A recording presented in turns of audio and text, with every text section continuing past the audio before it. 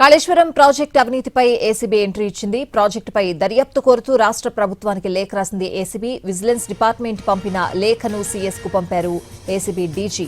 ప్రభుత్వం నుంచి అనుమతి రాగానే ఏసీబీ విచారణ ప్రారంభించే అవకాశం ఉంది.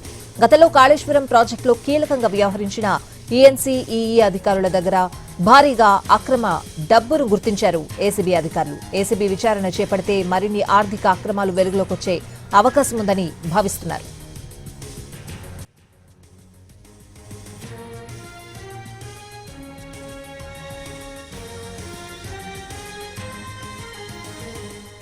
కాళేశ్వరం ప్రాజెక్టు అవినీతిపై ఏసీబీ ఎంట్రీ ఇచ్చింది. ప్రాజెక్టుపై దర్యాప్తు కోరుతూ రాష్ట్ర ప్రభుత్వానికి లేఖ రాసింది ఏసీబీ. ఇదే అంశానికి సంబంధించిన పూర్తి అప్డేట్స్ అడిగి తెలుసుకుందాం. మా crime input editor Ramesh Petla live లో సిద్ధంగా ఉన్నారు. రమేష్,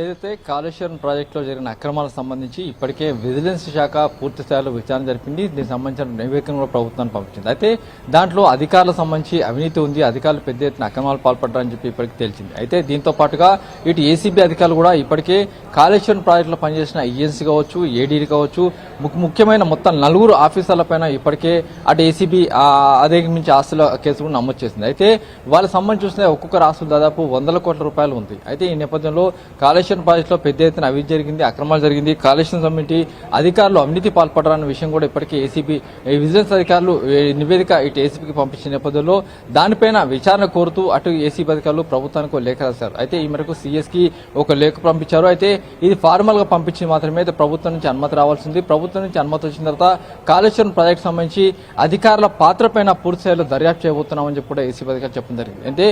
ఎందుకంటే దీంట్లో ఇప్పటికే కాళేశ్వరం ప్రాజెక్టులో ఒకవైపున ప్రాజెక్టు సంబంధించి అక్రమాలు కావచ్చు, ఒకవైపున ప్రాజెక్టులో ఏదైతే ప్రాజెక్టు కోసం పనిచేసే చాలా మంది కీలకమైన అధికారులు అందులో 100 కోట్ల రూపాయలు సంపాదించారని ఆదాయం ఆస్తుల కేసు ఇప్పటికీ నమోదైంది.